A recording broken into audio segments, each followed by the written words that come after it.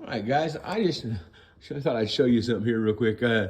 Already this winter, that's a 5-gallon bucket, and that's a 5-gallon bucket. This one's about a little over half full, and this one's about 3/4 of the way full. That's what come out of there. I just wanted to show you guys how I build a fire in my shop. I've got two, about quarter of the oak logs on the bottom, and then I've got some cedar scraps left over from working on the cabin there, and then an old rag that I was doing some staining with. I keep them just for doing this reason right here. And then I put the rag on top of the two big logs, and then I drop all that small stuff in there. Then I'll take me some smaller stuff like this and kind of lay it up here on top, and then a couple of smaller pieces right there.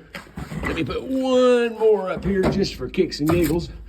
And then I'll just light another one, throw it up here on this, and this is motor oil. And I keep all my used motor oil. I use it for this and some other stuff. But you just put a little bit of that motor oil in there. There's probably maybe a cup, maybe a little more than a cup. And once you light that, you can close this door, turn your vent on, and 99 times out of 100, this thing will fire right up, because that old used motor oil gets everything going really good, and you're done.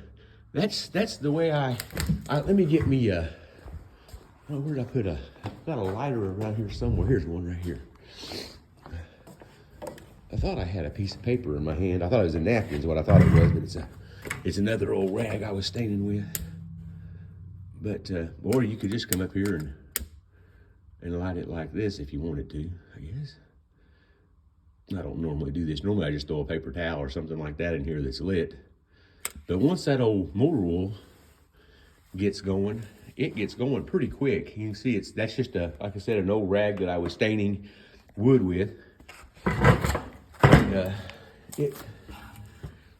it will get going pretty quick here. Make sure I got my lock in the right spot. Lock that one up. My vent over here is wide open. It's starting to take off. And in probably about 10 minutes, I'll have a really nice fire.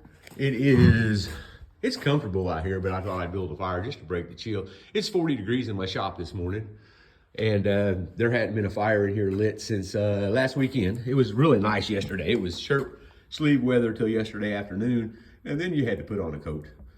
Me and my brother and my wife and my sister-in-law were together yesterday, and we were discussing how cool it is, because they lived in California for a long time. They just moved back here to Oklahoma. But yeah, there we go. See, that old motor oil is catching on fire, and like I said, I'll have me a nice fire here in just a minute. Well, you guys have a good day. And, you know, if you got some old used motor oil, and I wouldn't do this in the house, because it might, if you had a little smoke leak out in the house, it might stink. And I'm sure breathing that motor oil is not the best thing in the whole wide world, but my stove has a really good draw. And once you close this door, nothing comes out of it. But thermometer setting on 0. This thermometer up here, the lowest setting on it is, I think it's 150. It's got it blocked up. But the way this stove works is you get that thing going, and once these pipes right here start getting warm, I'll plug in. I've got an old swamp cooler back here. For those of you who haven't seen it before, it's just an old swamp cooler, doesn't have any water going through it or anything. And then I've got another one up here. I use this one more in the summertime, and it blows air the full length of my nasty shop. I'm gonna have to clean again today. But this one blows air, and this is just some old sheet metal.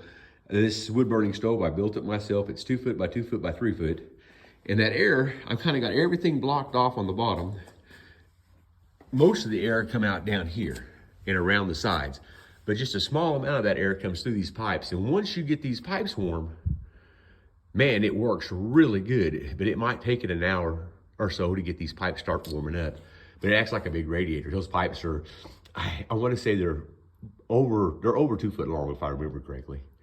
But anyways, that's how my little stove works, and I hope you guys have a good day, and thank you for checking in.